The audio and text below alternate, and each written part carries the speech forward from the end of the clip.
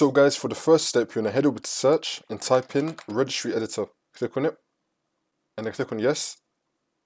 And then once you're on this, you can follow everything I'll be doing up here. So first you want to expand HK local machine, then you want to expand system, then you want to expand current control set, then you want to expand control, and then you want to expand class.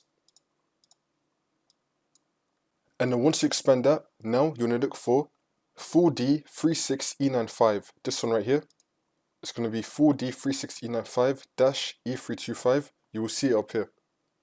You're going to click on this folder, and now this will appear on the right side. And then once you're in this folder, if you see anything that says lower filters or upper filters, you want to delete it. So I've got both of them. I'm going to delete lower filters. Right click, delete, and then click on yes. Now for upper filters, right click, delete it, and then click on yes. If you don't have anything in here, that's fine. Just go to the second step. And now for the second step, you want to head over to search again and type in CMD. Then you want to run it as administrator. And then click on yes. And then once you're on this, you want to type in sfc /scan now, and then click on enter. Then you want to run the scan. Once the scan's been completed, you just want to restart your computer, and then the problem should be fixed.